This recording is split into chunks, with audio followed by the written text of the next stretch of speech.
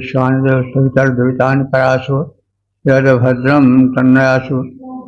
ओम भद्रं कर्णेभिः शृणुयाम देवा भद्रं पश्येमाक्षभिर्यजत्राः श्रीरंगैस्तुष्टुवांसस्तनूर्भिः विषेमहि देवहितं यदायुः। ओम वेद प्रेमियों सुधी श्रोताओं संप्रति ऋग्वेद के दशम मंडल के 125वें सूक्त की व्याख्या में प्रवेश करने जा रहे हैं। इस सूक्त में 8 मंत्र हैं। मंत्र दृष्टा ऋषि का वागंभीरी नाम वाली है और देवता भी वागंभीरी है, क्योंकि वह आत्मस्तुति माने अपने विषय में कह रही है। और नियमानुसार यश वाक्यम स ऋषि यस्तेनोच्यते स देवता, जिसका वाक्य होता है, वचन होता है, वो ऋषि होता है। जिसके विषय में कहा जाता है वो मतलब देवता होता है, जिसमें अपने विषय में वागंभीरी कह रही है। वागंभीरी जो है वाक नाम के ऋषि की यानी पुत्री थी। तो यह आत्मानुभव कह रही है और ब्रह्म के साथ इसका तादात्म्य हो चुका है। जो साधना की चरम स्थिति होती है, उस स्थिति में द्वैत मिट जाता है, अद्वैत भाव आ जाता है और सर्वम खलु ब्रह्म की स्थिति आ जाती है। वो जिधर देखता है उधर उसे ब्रह्म ही प्रतीत होता है, ब्रह्म के अतिरिक्त कुछ नहीं। और उसमें परम ब्रह्म या पारब ब्रह्म अथवा जो दिव्य देव हैं, उनका स्वरूप आत्मदर्शन के रूप में आ जाता है। इस प्रकार से इस सूक्त की जो मंत्र दृष्टा ऋषि हैं वो अम्भृण नाम ऋषि की पुत्री हैं। तो वाक उनका नाम है और अम्भृण की पुत्री होने के कारण आम्भृणी उन्हें कहा गया है। तो सब मिलाकर के वागाम्भृणी नाम से उन्हें संबोधित किया गया है। तो वो ऐसे नाम उनका वाक देवी है, ऋषिका है। तो इस सूक्त के प्रथम मंत्र का जो शीर्षक है वो आत्मानुभूति है। अब संबंधित मंत्र का सर्वप्रथम सत्वर पाठ हो जाए।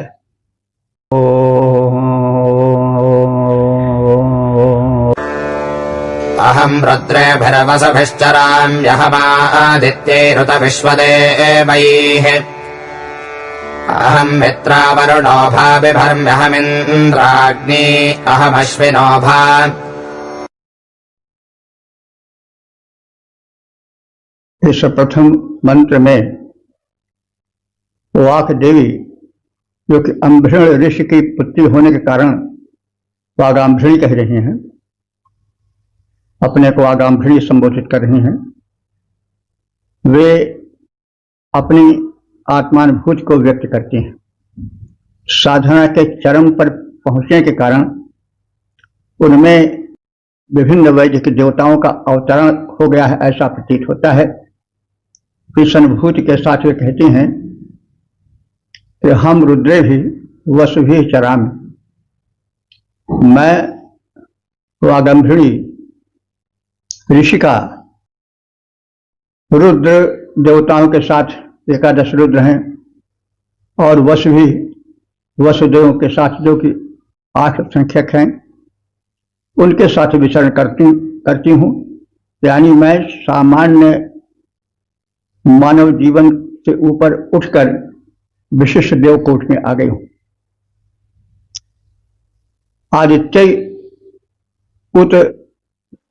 आदित्यों के साथ विचरण करती हूँ, उनके समकक्ष हो गई हूँ।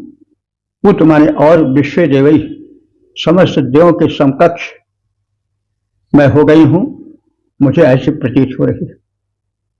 मित्रा वरुणा उहा विभर्मी, मैं मित्र और वरुण देवों इन देवद्वय के समकक्ष अपने को मान रही हूँ, मुझमें इन देवों का भी अवतरण हो गया है, उनकी शक्तियां समाहित हो गई। इंद्राग्नि, इंद्र और अग्नि, इन देवद्वय की भी अवधारणा मुझ में हो गई। विभर, उनको मैं धारण करती हूँ, यानी कि उनकी शक्तियां मुझ में अवतरित हो गई हैं, तो मैं इन कथित देवों के समकक्ष हो गई हूँ। मुझ में और दिव्य देव शक्तियों में अंतर नहीं रह गया है। जगत के कारण रूप ब्रह्म के साथ तादात्म्य का अनुभव करती हुई अंभृण ऋषि की पुत्री वागांभृणी कहती,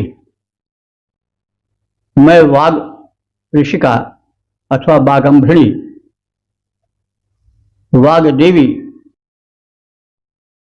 11 रुद्रों और 8 वसुओं के साथ विचरण करती हूँ, उनके समकक्ष हूँ।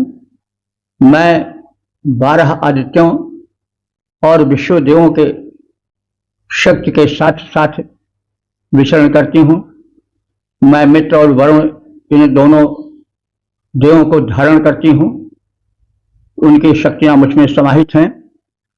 मैं इंद्र, अग्नि और अन्य महत्वपूर्ण देवों, अश्विनी कुमारों को धारण करती हूँ, यानी उनकी शक्तियां मुझ में समाहित हैं, मैं उनके कोट में हूँ। मैं वागंभृणी रुद्र वसुओं के साथ किया करती विचरण, आदित्यों विश्व देवों के भी साथ किया करती हूँ भ्रमण। करती मैं मित्र वरुण देवों को, इंद्र अग्नि को भी धारण, अश्विनी कुमारों को धारण करती सामर्थ्य असाधारण।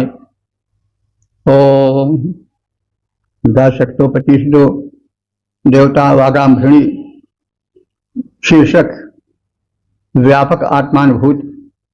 अब संबंधित मंत्र का सर्वप्रथम सत्तर पाठ हो जाए।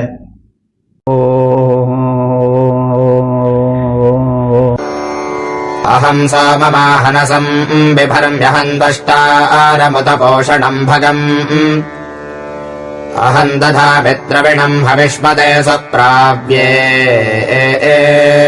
यजमानाय सुन्वते।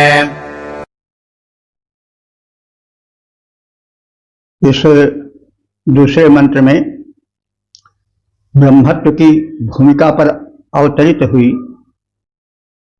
अपने में असाधारण शक्ति का अनुभावन करती हुई ऋषिका वागंभृणी कह रही है कि अहम अहानसम, मैं अहानस माने शत्रु हंता, सोमम सोम देवता को विभर माने धारण करती हूँ, उनको आश्रय देती हूँ।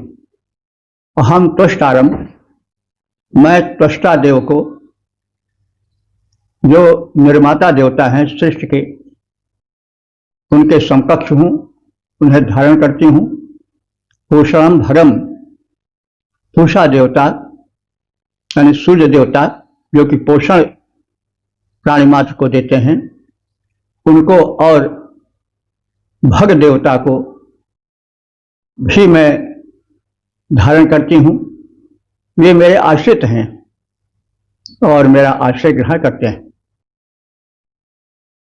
इस स्थिति में हविर्दाता, जो हविर्दाता हैं और हविष्यते माने हवि प्रदान करके देवताओं को प्रसन्न करते हैं, उन यजमानों को मैं धन्य बनाती हूँ तथा सुप्राप्य, जो देवताओं को सुंदर हव्यान पहुंचाने वाले हैं और शून्य से सोमरस को निचोड़ते हैं, देवताओं को उसे प्रस्तुत करते हैं, ऐसे यजमानों को मैं द्रविणम दधामि, द्रविण कहते हैं धन धान्य को, उनको मैं द्रविण धन धान्य आदि प्रदान करती हूँ। मैं वागंभृणी शत्रुहंता सोम को धारण करती हूँ त्वष्टा सृष्टि निर्माता देवता को, पूषा पोषण प्रदान करने वाले सूर्य देवता को, और भग देवता, इन सभी को मेरा आश्रय प्राप्त है। ये मेरा आश्रय ग्रहण करते हैं। जो यजमान यज्ञ सामग्री का आयोजन करके, प्रबंधन करके, सोमरस प्रस्तुत करके देवों को भली भांति संतुष्ट करते हैं, उन सबको मैं धन प्रदान करती हूँ, संपन्न बनाती हूँ। धारण करती सोम, शत्रु का जो करता संहार, त्वष्टा पूषा भग देवों का मैं ही हूँ आधार। जो करता संतुष्ट देव को दे हवि का उपहार, इस प्रकार के यजमानों का करती मैं उद्धार। ओम 10, 125, 3 ऋषिका वागंभृणी, देवता भी वागंभृणी, और शीर्षक है ब्रह्मानुभूति। अब संबंधित मंत्र का सर्वप्रथम सस्वर पाठ हो जाए।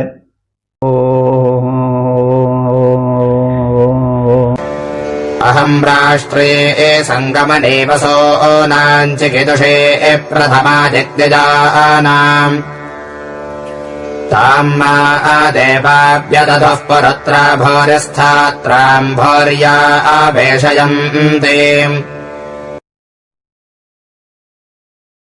इस तीसरे मंत्र में ऋषिका वागंभृणी अंतर्मन में दिव्य ब्रह्मानुभूति करती है और अपने में अखंड व्यापकता की अनुभूति करती है। वो कहती है कि मैं वागंभृणी राष्ट्र की स्वामिनी हूँ। अहम राष्ट्री माने मैं संपूर्ण राष्ट्र की स्वामिनी हूँ। और संगमनी, संगमनी माने प्राप्त कराने वाली हूँ किसकी, वसु नाम, संपूर्ण प्रकार के धन धान्यों को मैं प्रदान कराने वाली हूँ। वसु नाम संगमनी, भिन्न भिन्न प्रकार के धन वैभवों को मैं प्राप्त कराने वाली हूँ। मैं धनों की स्वामिनी हूँ, चिकित तुषी, और मैं ब्रह्मविदा हूँ, ब्रह्म ज्ञान संपन्ना हूँ, ब्रह्म को जानने वाली हूँ, ब्रह्म रूपा हूँ। प्रथमा माने सर्वप्रथम, यज्ञा नाम, जो यज्ञ हैं यानी जो पूजनीय हैं उनमें विदधु मैं शक्ति और भिन्न भिन्न प्रकार की ऊर्जाओं को धारण कराती हूँ। और मैं सभी में विद्यमान हूँ। सचराचर प्राणियों में मेरी विद्यमानता देखी जा सकती है। ये ब्रह्मत्व की अनुभूति है। ब्रह्म जैसे सर्वव्यापक है वैसे ब्रह्मवेत्ता ब्रह्मभूत, जो ब्रह्म यानी परम शक्ति परमात्मा को जान लेता है वो ब्रह्म ही हो जाता है। क्योंकि अंतर तब रहता है जब मेरा और तेरा रहता है। जब मेरा हट जाता है तो तेरा ही हो जाता है। कबीर ने भी कहा है कि तू करता तू भया, मुझ में रही न हूं। मैं तुझे तेरा नाम लेते लेते, तेरा स्वरूप चिंतन करते करते तेरा रूप बन गया। मुझ में हूं माने अपना पर रह ही न गया। तो बारी फेरी बल गयो, जिस देखो तू। तो जो ये एक परिवर्तन हुआ उस पर मैं बलिहार हूं। अब मैं जिस देखो तिथ तू, इधर देखता हूं उधर तो ही तू है। तो इस प्रकार से ब्रह्म ज्ञान संपन्ना अपनी अनुभूति व्यक्त कर रही है कि मैं प्रथम हूं। अब यज्ञा नाम जो पूज्य हैं उनमें मैं पूज्य हो चुकी हूं। वेदधु, मैंने अपने भीतर संपूर्ण ब्रह्मांड को धारण कर लिया है, ऐसी मुझे प्रतीति हो रही है। पुरुत्रा, मैंने विभिन्न स्थानों में मैं भूरिष्ठात्राम अनेक रूपों में अवस्थित हूं, यानी संपूर्ण संसार में मेरा ही रूप प्रसरित है, मैं विराजमान हूं। भूरि विशंतिम, बहुत सी वस्तुओं को मैंने अपने में समाविष्ट कर लिया है, यानी मुझ में संपूर्ण वस्तुएं समाहित हैं, ऐसी प्रतीति मुझको हो रही है। अब मेरे अलावा संसार में कुछ रह ही नहीं गया है, सर्वत्र मेरा ही रूप प्रसार है, क्योंकि मैं अब ब्रह्मवेत्ता बन चुकी हूं। तो मैं वागंभृणी ऋषिका संपूर्ण राष्ट्र की स्वामिनी हूं, धनों को प्राप्त कराने वाली हूं, ज्ञान संपन्ना ब्रह्मविदा हूं, मैं पूज्यों में पूज्य बन चुकी हूं, मैं ही विविध रूपों में विद्यमान सभी प्राणियों में समाविष्ट हूं। देवगण विभिन्न रूपों में मेरा ही वर्णन करते हैं, मेरे अतिरिक्त और कुछ है ही नहीं। मैं राष्ट्र स्वामिनी ब्रह्मविदा धन प्राप्त कराने वाली हूं, मैं राष्ट्र स्वामिनी ब्रह्मविदा धन प्राप्त कराने वाली हूं, मैं हूं पूज्यों में पूज्य, विविध रूपों में आने वाली हूं, मैं विविध रूप में विद्यमान प्राणी सब मुझ में आते हैं, भिन्न भिन्न रूपों में सुरगण मेरा ही गुण गाते हैं। ओम 10 125 4 देवता वागंभृणी शीर्षक आत्म शक्त्यानुभूति। अब संबंधित मंत्र का सर्वप्रथम सत्वर पाठ हो जाए।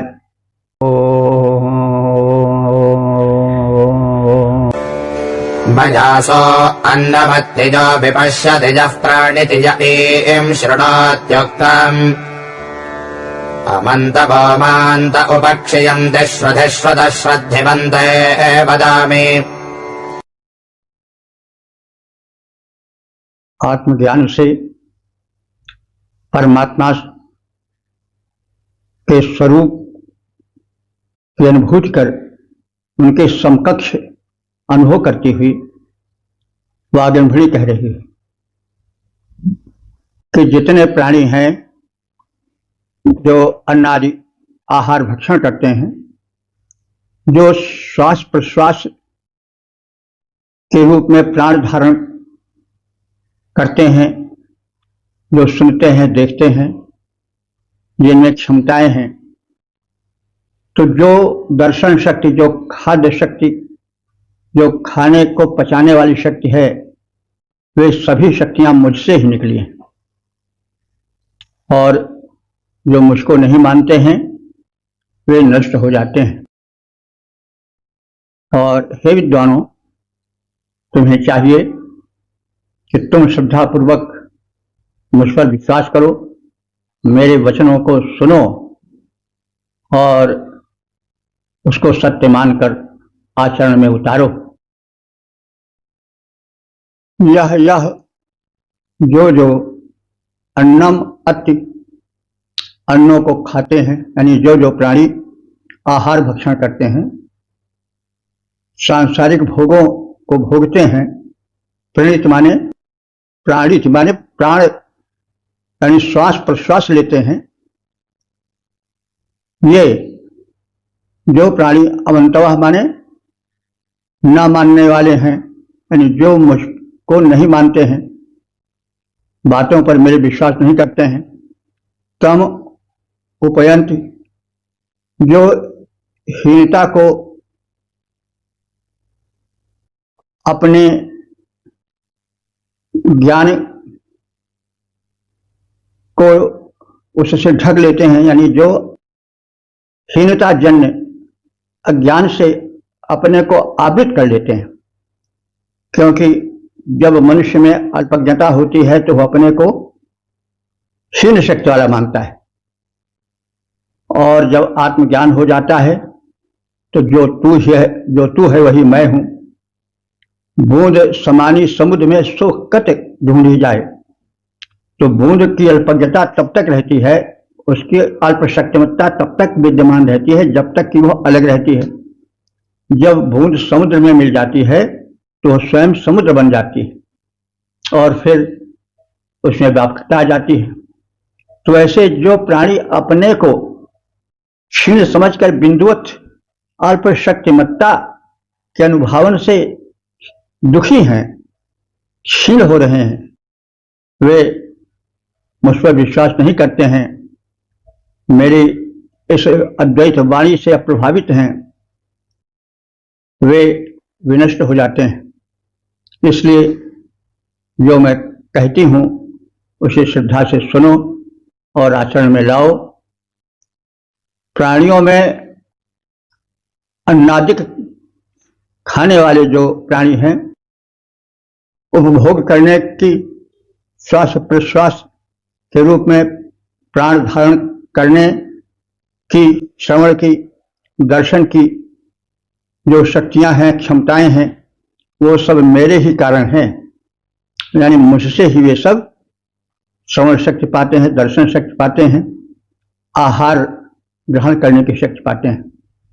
जो मेरा सामर्थ्य नहीं मानते हैं, वे समझते हैं कि ऐसा हो रहा है, प्रकृति कर रही है, कोई भगवान नहीं है, कोई प्रधान शक्ति नहीं है, तो वे विनष्ट हो जाते हैं। उनमें ही जो है वो अल्पशक्तिमत्ता का आभास होता है। वे अपने को क्षीण मानते हैं और जो क्षीण होता है नष्ट हो जाता है। हे विद्वानों, हे ज्ञानियों, श्रद्धापूर्वक सुनो। जो मैं ऋषिका वागंभृणी कह रही हूं वो श्रद्धापूर्वक स्वीकार करो और अपने को अल्पशक्तिमत्ता के जाल से बाहर निकालकर परम शक्तिमत्ता के लोक में प्रवेश करो। प्राण शक्ति संचालित जीवों में मेरे ही द्वारा है, प्राण शक्ति संचालित जीवों में मेरे ही द्वारा है, मेरे ही कारण आता क्षमताओं का समूह अब सारा है। जो मुझे न पाते समझ शीघ्र ही वे विनष्ट हो जाते हैं। सुनो, विज्ञजन वचन उक्त श्रद्धा के योग्य कहते हैं। ओम 10:125 देवता वागंभृणी शीर्षक आत्म शक्ति की अनुभूति और संबंधित मंत्र का सर्वप्रथम सत्सर पाठ हो जाए।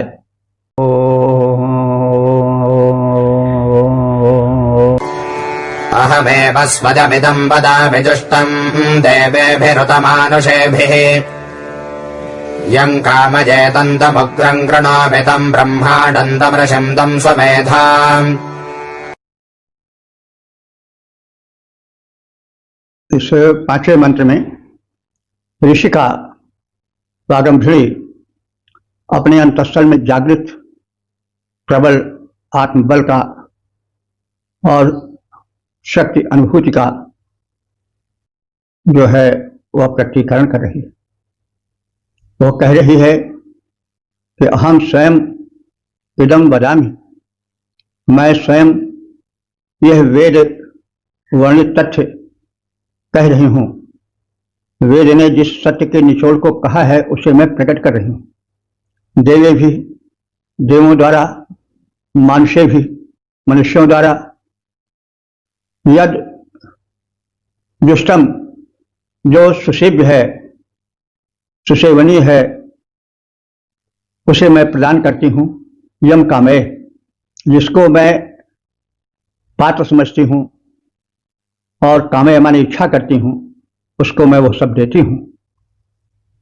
यम कामे, जिसके प्रति मैं कामना करती हूं, जिस चाहती हूं, तम उग्रम, उसे मैं प्रचंड वीर बना देती हूं, कृणोमि माने कर देती हूं। यम कामे, जिसके प्रति मैं कृपाल होकर कामना करती हूं, ब्रह्मांडम, उसको मैं परम शक्ति से संपन्न सृष्टा रूप में कर देती हूँ और ऋषिम उसे त्रिकालदर्शी ऋषि बना देती हूँ। सुमेधाम उसको सुंदर मेधा से बुद्धि बल से युक्त करोमि कर देती हूँ। मेरी शक्ति मेरी ऊर्जा बहुत अधिक है। देवों और मनुष्यों द्वारा सेवित वेदोपदेश का निचोड़ मैं कहती हूँ और मैं अपनी जागृत शक्ति के संबंध में कह रही हूँ कि जिस को मैं चाहती हूँ उस पुरुष को मैं प्रचंड वीर बना देती हूँ। जिस पर कृपा करती हूँ उसे त्रिकालदर्शी ऋषि रचनाकार और उत्तम मेधायुक्त बना देती हूँ। मेरी शक्ति अपरंपार हो चुकी है। सुर नर सेवित वेदोपदेश, सुर नर सेवित वेदोपदेश होता जाता मेरे द्वारा। मैं जिसे चाहती प्रबल वीर करती दे बल विक्रम सारा।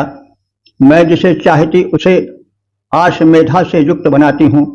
मैं रचनाकार बनाती जिस पर कृपा दृष्टि बरसाती हूँ। ओम 10 125 6 देवता वाग्रमणी शीर्षक दिव्यानुभूति। अब संबंधित मंत्र का सर्वप्रथम सत्वर पाठ हो जाए।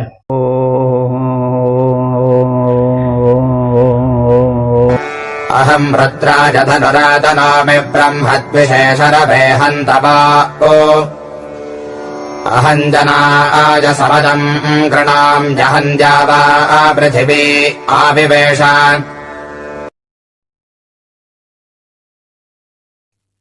इस छठे मंत्र में ऋषिका वागंभृणी जिसमें आत्मशक्ति जागृत हो चुकी है, जिसने अपने में ब्रह्मत्व जागृत कर लिया है, वह कहती है कि मेरी शक्ति देवों को शक्ति प्रदान करती है, उनके कार्यों में सहायिका बनकर आती है। यदा जब रुद्र ब्रह्मद्वेष नाम दंडे, जब वे ब्रह्मद्वेषी यानी वेद से शत्रुता रखने वाले अथवा उस परम शक्ति परमात्मा ब्रह्म को न मानकर मनमानी करने वाले हैं, उन्हें दंड देने के लिए जब रुद्र ब्रह्म द्रोही इन शत्रुओं को दंड देने के लिए तैयार होते हैं, सर्वे हंतवे, तब हिंसा करने वाले हिंसक शत्रु का वध करने के लिए मैं रुद्राय उन रुद्र के सहायिका रूप में धनु आतनोमि, उनके धनुष की प्रत्यंचा को खींचती हूँ। यानी रुद्र में वह शक्ति उत्पन्न करती हूँ जिससे वे आतताइयों पर, दुष्टों पर, अनाचारियों पर प्रहार कर सकें। तो जब वे ऐसा करने के लिए धनुष उठाते हैं तो उन ज्ञान के द्रोही, ब्रह्म के द्रोही शत्रुओं के विनाश के लिए मैं रुद्र की प्रत्यंचा खींचती हूँ, क्योंकि प्रत्यंचा खींची जाती है तभी बाण प्रहार करने में अधिक सक्षम होता है। तो मैं रुद्राय धनु आतनोमि, रुद्र के लिए धनुष को, उसकी डोर को तानती हूँ। अहम जनाय, मैं लोगों के हित के लिए, समदम, जो मित्र संग्राम करते हैं, समदम, समद कहते हैं युद्ध को। देखिए ऋग्वेद में युद्ध के बड़े पर्यायवाची हैं। शायद युद्ध के लिए जितने पर्यायवाची ऋग्वेद में है उतने शायद ही किसी के लिए हो। तो समद माने होता है युद्ध। तब मैं उन प्रलयंकर शंकर अथवा रुद्र के लिए समदम कृणोमि, संग्राम करती हूँ। अहम देवा पृथ्वी आविवेश, मैं वागंभृणी दुलोक और भूलोक को व्याप्त करती हूँ, अर्थात तो वहाँ मेरा प्रवेश है। मैं उनमें व्याप्त हूं। जब रुद्र ब्रह्मद्रोही, ज्ञानद्रोही, मानवताद्रोही शत्रुओं के बधार्थ सचेष्ट होते हैं, धनुष उठाते हैं, तब मैं दुष्ट हिंसक शत्रुओं को रुलाने वाले रुद्र के धनुष की प्रत्यंचा चढ़ाती हूं, उनके इस कार्य में सहायिका बनती हूं, मनुष्य के हितार्थ में संग्राम करती हूं। मैं ही दुलोक और भूलोक में व्याप्त रहती हूं, सर्वत्र मेरी उपस्थित रहती है। जब रुद्र वेदद्रोही अर्य के वधार्थ उद्यत हो जाते हैं, जब रुद्र वेदद्रोही अर्य के वधार्थ उद्यत हो जाते हैं, उनका धनुमय सज्जित करती जो हिंसक शत्रु को रुलाते हैं। जनहित में रण करती हूं मैं, जनहित में रण करती हूं मैं, हित में उद्यत हो रहती हूं। मैं ही दिलोक भूलोक उभय को व्याप्त सर्वदा करती हूं। और 10:125 देवता वागंभरी शीर्षक विराट अनुभव की अनुभूति। अब संबंधित मंत्र का सर्वप्रथम सस्वर पाठ हो जाए।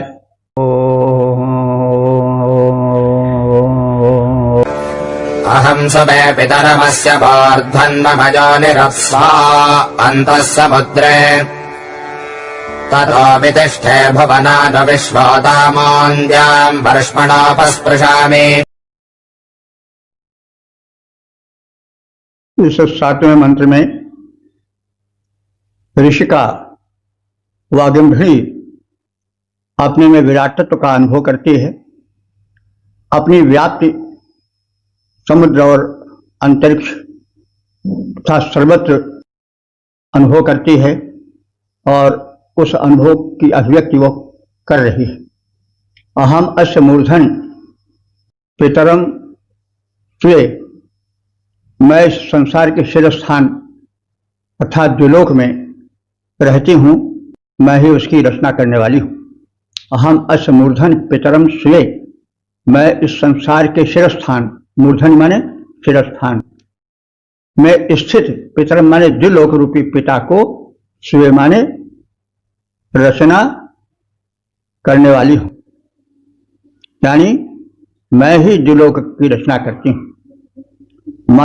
मम योनि, और मेरी जो योनि है, निवास स्थान है अथवा उत्पत्ति स्थल है, वह समुद्रे व्यापक सागर के अपस माने जलों में अंतः माने भीतर है, यानी व्यापक समुद्र के गंभीर जलराशि में भी मेरा निवास है। ततः विश्वाभुवना अनुवर्तिष्ठे, वहीं से मैं संपूर्ण भुवनों को देखती हूं, नियंत्रण करती हूं। अमोम द्याम, और मैं महान अंतरिक्ष को वर्षमल उपस्पृशामि, उन्नत देह से, वर्षमल माने अपने उन्नत देह से, उपस्पृशाम माने स्पर्श करती हूं, मतलब गंभीर गहरे सागर के अतल जल में मेरा निवास रहता है। लेकिन जो भयंकर अत्यंत उच्च द्विलोक है, उसके मूर्धा भाग को, उच्चतम भाग का स्पर्श भी मैं करती हूं, यानी जल में, थल में, अंतरिक्ष में, द्विलोक में, भूलोक में 14 भुवन मेरी व्याप्ति है। संसार के शिरस्थान उपस्थित द्विलोक की रचना मैंने ही की है। मेरा उत्पत्ति स्थल समुद्र का जल है, अर्थात मैं सागर के जल में भी स्थित रहती हूं, और मैं आकाश के उच्चतम स्थल द्विलोक के ऊर्ध्व भाग में भी उसे अपने सिर से स्पर्श करती हूं, यानी गहरे सागर से लेकर उच्चतम द्विलोक तक मेरी व्याप्ति है। मैं उसे स्पर्श करती हूं, मैं अतल सागर के जल में निवास करती हूं, फिर भी मेरी व्याप्ति द्विलोक के उच्च शिखर तक है। महान अंतरिक्ष को मैं अपने उन्नत देह से स्पर्श करती हूं। मेरी व्याप्ति सर्वत्र है, गहरे से गहरे सागर से लेकर ऊंचे से ऊंचे आकाश स्थल द्विलोक तक मेरी पहुंच है। भूखे शिरस्थान द्विलोक की रचना मेरे द्वारा है। भूखे शिरस्थान द्विलोक की रचना मेरे द्वारा है। अपह तत्व उत्पत्ति स्थल संव्याप्त हुआ जग सारा है। अंतरिक्ष स्पर्शी है मेरा उन्नत व्यापक शरीर। अंतरिक्ष स्पर्शी है मेरा उन्नत व्यापक शरीर। कण कण में मेरी व्याप्ति विलक्षण स्थित हूँ मैं ही सधीर। ओ 10:125:8 देवता वाग्रमभिणी शीर्षक व्यापकता की दिव्यानुभूति। अब संबंधित मंत्र का सर्वप्रथम सस्वर पाठ हो जाए।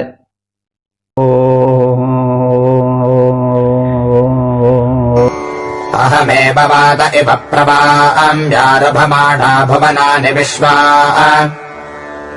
परो दिवा पर एना पृथिव्यै तावते महिना संबभूव।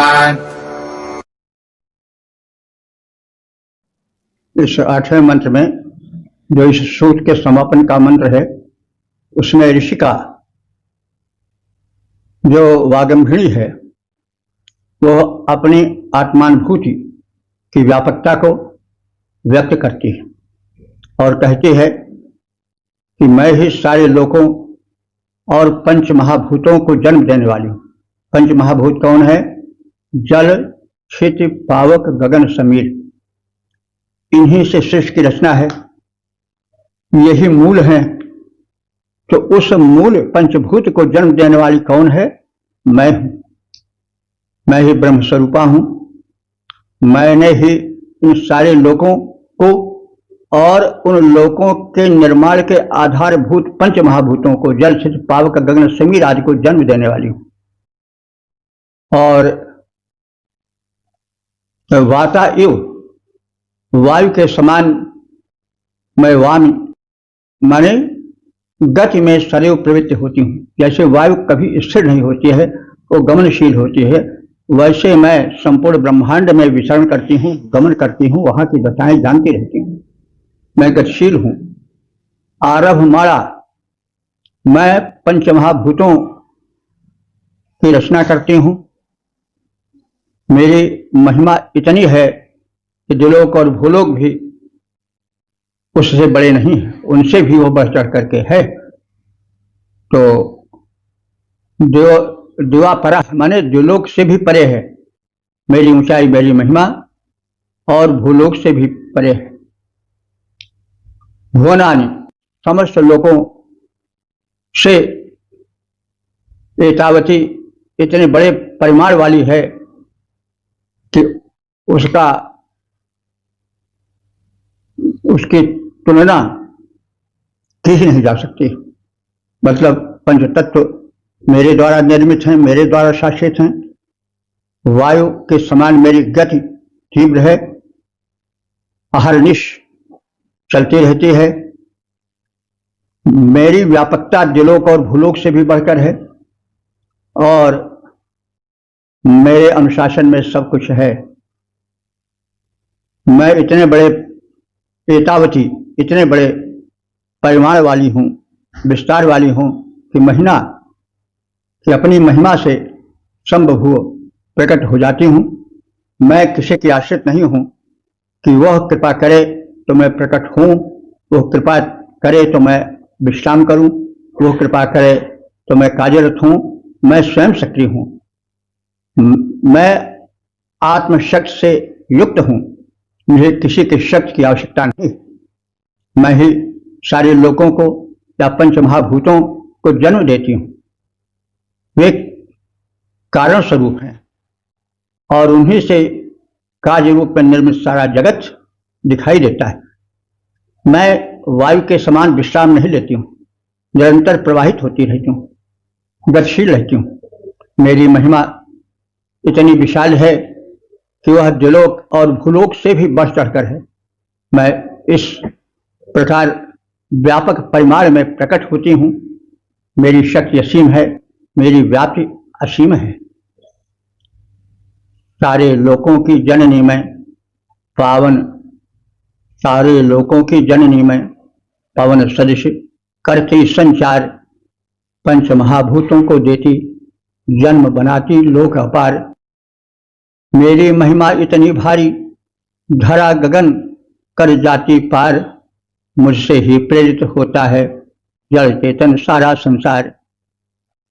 तो इस प्रकार से हम सब ने ऋग्वेद के 10वें मंडल के 125वें सूक्त के 8 मंत्रों का संक्षिप्त ज्ञान प्राप्त किया।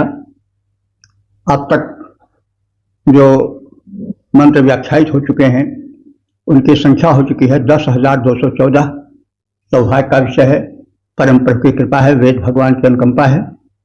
जैसा हम सब जानते हैं, अभी सुन चुके हैं, यह सूक्त वागेम्भिणी यानी वाग देवी, जो कि ऋषि अम्भिण ऋषि के पुत्री हैं, इसलिए वागम्भिणी कहलाती हैं। उनकी आत्मानुभूत से संबंधित है।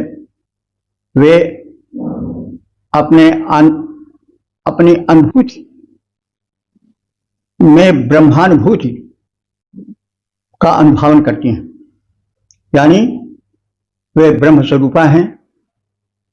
इसका उन्हें ज्ञान हो जाता है, और जब ज्ञान हो जाता है तो उनमें अपार शक्ति का अनुभावन होता है। सत्य है भी कि मनुष्य ब्रह्म स्वरूप है, यह तो मान्य सत्य है। तो सो माया बस प्रयोग गोसाई बधो कीर मरकट की नाई। ईश्वर अंश जीव अविनाशी चेतन अमन सहज सुख राशि। महात्मा गोस्वामी जी का कथन है, ईश्वर अंश जीव अविनाशी चेतन अमन सहज सुख राशि। सो माया बस प्रयोग गोसाई बधो कीर मरकट की नाई। जैसे तोता पिंजरे में बन जाता है तो उसकी उड़ने की शक्ति समाप्त हो जाती है, उतने को ही संसार समझ लेता है। कूप का मेढक, कूप मंडूक यही समझ लेता है कि बस इतने तक जल है और कहीं उसका प्रचार प्रसार नहीं है। तो यह जीवात्मा जो कि अनंत शक्तिमान है और स्वयं में परमेश्वर है, वह अज्ञानवश अपने को अत्यल्प मानकर, अपने में क्षुद्रता अल्प शक्तिमत्ता का अनुभव करके अपने को दीनहीन और विकल मानकर अनुक्षण रातों दिन किसी न किसी चिंता में डूबती हुई दिखाई देती है। कभी सुख से नहीं सो पाती है। तब ते न भयो थिर जब ते जीव नाम पर्यो। जब से इस आत्मा को जीव कहा जाने लगा, तब से वह निरंतर शक्तिहीन होकर के विचरण करता है। शक्तिहीन को भय लगा ही रहता है, अल्प शक्तिमत्ता उसे पग पग पर दुख देती ही रहती है। लेकिन जब अपनी शक्तिमत्ता का अनुभवन होता है तब वह जागृत हो जाता है और फिर उसे ब्रह्मवत शक्तिमान होने की अनुभूति होती है। ब्रह्म सच्चिदानंद है, उसमें दुख नहीं तहाँ दुख दारिद्र लवलेशा, दुख और दारिद्र का लवलेश ही नहीं है आत्मा में। लेकिन मायावश अज्ञानवश जब वो बन जाता है तो अपने को बहुत ही दीनहीन समझता है और डूबता उतराता रहता है चिंता के सागर में। तो आत्मानुभूति ब्रह्म बनाती है। अहम ब्रह्मास्मि, मैं ब्रह्म हूं। जब अद्वैत वेदांत का यह मूल मंत्र है, बहुत बड़ा सिद्धांत है, अहम ब्रह्मास्मि, मैं स्वयं ब्रह्म हूं, व्यापक हूं, ब्रह्म का ही कार्य रूप यह संसार है। तो यह संसार तो मेरा बनाया है, मैं स्वयं ब्रह्म हूं, फिर दुख मुझ में कहां। तो यह ब्रह्मानुभूति है। और मनुष्य अज्ञानता के कारण अपने को अल्पज्ञ मानता है और दुख भोगता है। इसके लिए वेदांतियों में बड़ी प्रचलित उक्ति है कि एक शेर का बच्चा भेड़ों के बीच रहने लगा था। गणेरिया ने उसे पकड़ा और भेड़ों के साथ लेकर चलता था। तो शेर का बच्चा अपने को भेड़ ही समझता था और अपनी शक्तिमत्ता को भूला हुआ वह भ्रमण करता था, भेड़ों के साथ अनुशासित होता था गणेरिया द्वारा। कभी कभी 2-4 छपकियां भी लग जाती थी उसको। एक बार किसी एक सिंह ने, शेर ने देखा कि यह तो शेर है, यह अपने शेरत्व को, सिंहत्व को भूल चुका है और कष्ट में है। तो उस शक्तिमान शेर ने उस पर कृपा करके कहना प्रारंभ किया, बताना शुरू किया, भाई तुम भेड़ों में क्यों फंसे हो, तुम तो सिंह हो। तो वह शेर का बच्चा कांपने लगा और कहा, भैया हमको बहकाओ नहीं, हम तो भेड़ हैं। कहीं नहीं आओ तो, अरे कहीं हमको तुम खाने के लिए बुला रहे हो, मैं आ नहीं सकता हूं। कहीं नहीं, तुम शेर हो, भूले हो अपने स्वरूप को, आओ तो। बहुत कहने के बाद वो आया, भेड़ों के झुंड से कांपता हुआ, गिड़गिड़ाता हुआ शेर के सम्मुख पहुंचा और कहा, भाई तुम शेर हो। कहें भैया हमको बहकाओ नहीं, मैं तो भेड़ हूं। तो कहा, अच्छा आओ देखो, यह कुआं है, इस कुएं में हम भी झांक रहे हैं, तुम भी झांको और तब बताओ कि क्या हो तुम। तो जब उसने कुएं में अपनी परछाई देखी और शेर की परछाई देखी तो वो तो कहा, हाँ मैं वैसे ही प्रतीत हो रहा हूं जैसे शेर है। तो उस शेर ने बड़े जोर से गर्जन किया, कुआं कांप उठा, पूरा वन प्रदेश कांप उठा। तो उसने कहा, तुम भी गर्जन करो। तो उस शेर के बच्चे ने गर्जन किया तो बस सारा वातावरण उसके गर्जन से भर गया, कंपित हो गया वन प्रदेश। तब उसे अनुभव हुआ कि वह तो शेर है। तो भेड़ से फुर्सत पा गया और वन का राजा बनकर, केशरी बनकर वह विचरण करने लगा, वह मृगेंद्र बन गया। तो जब कोई गुरु ज्ञान देने वाला मिल जाता है तो मनुष्य का जो अल्पज्ञता जन्य शोक है वह समाप्त हो जाता है, और जब वो अपने को आनंद स्वरूप, सच्चिदानंद स्वरूप ब्रह्म मान लेता है तो फिर उसे कहीं तत्र को शोकः को रोगः एकत्वं पश्यतः, उसको कहा रोग शोक है जो परब्रह्म से एकता की अनुभूति करता है। तत् को मोहः को शोकः एकत्वं पश्यतः, उसे मोह और शोक कहाँ है, जो अपने में और परमात्मा में एकत्व की अनुभूति करता है। तो जब कोई ज्ञानी गुरु मिल जाता है और उस मनुष्य को, जिसके भीतर ब्रह्म तत्व है और जो प्रपंच बस ज्ञान बस अपने तत्व को भूल चुका है, तो फिर उसे ब्रह्मानुभूत होती है और वही विचार इसमें जग जाते हैं जो वाग्देवी में जगे हैं, जो वाग्देवी में जगे हैं। तो इसलिए अपने स्वरूप को पहचानने का क्रम इसमें दिया गया है। तो वही जो कहा गया है, तू करता तू भया मुझ में रही न हूं, और बारी फेरी बल गई जिद देखो तो तू, अब तो तुम ही हो, मैं नहीं रह गया हूं। तो सत्य का संचार होता है, सारा दुख दूर हो जाता है और तत्व को मोहा का शोका है कत्वमन पश्यता, जो एकता देखता है, ब्रह्मत्व देखता है, उससे भी शोक मोह नहीं रह जाता। तो यह जो है वह अद्वैत का जन्मदाता सूक्त है। इसका प्रभाव पूरे भारतीय साहित्य पर है।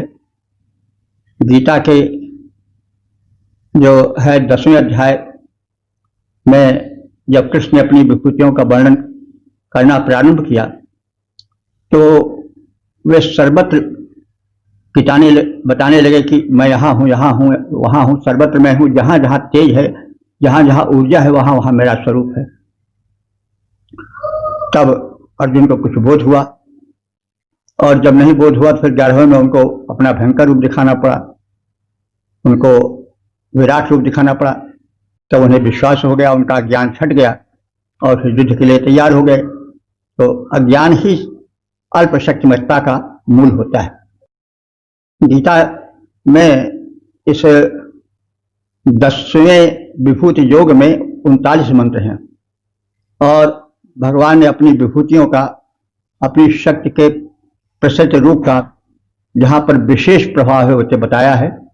इस क्रम में एक स्थान पर उन्होंने कहा है, यच्चापि सर्वभूतानां बीजम तदहम अर्जुन, इस समस्त ब्रह्मांड में जो शक्ति का स्रोत है, बीज है, वह मैं ही हूं। न तदस्ति बिना यक्षान मां भूतम चराचरम, और यह संपूर्ण जगत मुझ में ही व्याप्त है, मैं इसमें व्याप्त हूं। इसका छंदोबद्ध अनुवाद भी आप देख लें। संपूर्ण प्राणियों के उद्भव का मूल हेतु मुझको मानो हे अर्जुन, संपूर्ण प्राणियों के उद्भव का मूल हेतु मुझको मानो। सचराचर सचराचर में मैं, मुझ में, मुझसे हटकर कुछ भी न कहीं, ऐसा जानो। संपूर्ण प्राणियों के उद्भव का मूल हेतु मुझको मानो। सचराचर में मुझसे हटकर कुछ भी न कहीं, ऐसा जानो। तो इस प्रकार से अगर चाहें तो आप गीता प्राप्त कर सकते हैं। प्रकाशित हुआ है मेरा शब्दार्थ भावार्थ सहित यहाँ चौखंभा संस्कृत प्रतिष्ठान से। उसमें शब्दार्थ है, भावार्थ है, छंदोबद्ध प्रारूप है और गीता के तत्व ज्ञान का विवेचन है। तो कह रहा गीता तो ज्ञान का स्रोत है ही।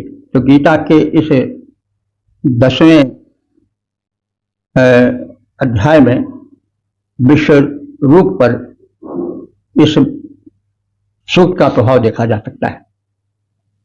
इसमें जो है वो लगभग 42 मंत्र हैं, 42 श्लोक हैं जो मंत्रवत हैं और जिन पर प्रभाव है इस सूक्त का। तो वागंभृणी ऋषिका है, ये ऐसी है जिसमें कि ब्रह्म ज्ञान की जागृत हो चुकी है। उस जागृत अवस्था में उसे अपने भीतर छिपी हुई उस अनंत शक्तिमत्ता का बोध होता है और समग्र संसार में अपना ही प्रारूप को देखती है। तो यह सूक्त ब्रह्म ज्ञान का अद्वैत वेदांत का मूल है। सर्वम खलुदम ब्रह्म हम ब्रह्मास्मि, इसी के आधार पर बना है। तो हम इस सूक्त को ध्यान से पढ़ें, चिंतन मनन करें, आत्मबल का इससे बोध होगा और जो अल्पमत्ता के कारण कष्टानुभूत होती है वह दूर होगी। क्योंकि मनुष्य जब अपने को अल्प शक्तिमान मानता है, दीनहीन मानने लगता है, तभी दुख का अंकुरण होता है। जब मनुष्य अपने को महान गिनता है तो मैं तो वही हूँ जो तुम हो, वही मैं हूँ, तो हम, मैं वही हूँ, अहम ब्रह्मास्मि, मैं ब्रह्म हूँ, तब फिर उसे दीनताहीनता का अनुभव होता ही नहीं। तब वो अपने को ब्रह्म मान लेता है और फिर वही बूंद समानी सिंध में तब किट खोजी जाए। जब तक बूंद समुद्र से अलग रहती है तब तक वो अल्प शक्तिमती रहती है, लेकिन जब बूंद समुद्र में मिल जाती है तो सागर बन जाती है। फिर उसमें वही शक्ति आ जाती है जो सागर में अथाह शक्ति के रूप में विद्यमान है। तो इसलिए वेद के इस प्रकार के सूक्तों का ज्ञान चिंतन मनन आवश्यक है। हम यह देख चुके हैं कि ऋग्वेद में ज्ञान का अथाह सागर है, उसमें ब्रह्म ज्ञान, अध्यात्म, लौकिक ज्ञान, भक्ति आदि का अथाह सागर लहराता हुआ दृष्टिगत होता है। वेदाध्ययन करें, आत्मकल्याण करें और फिर जिसके लिए हम तरह तरह के यत्न करके परेशान रहते हैं उस सुख को नहीं पाते हैं, दुख की परत एक के बाद एक चढ़ती जाती है। तो उस अल्प शक्तिमत्ता जन्य कष्ट के निवारण के लिए वेद के इस प्रकार के सूक्तों का अध्ययन आवश्यक है। वेदाध्ययन से बहुत कल्याण है, आत्मकल्याण है, लोक कल्याण है। इस निवेदन के साथ ओम सर्वे भवन्तु सुखिनः, सर्वे सन्तु निरामयाः, सर्वे भद्राणि पश्यन्तु मा कश्चित् दुःखभाग्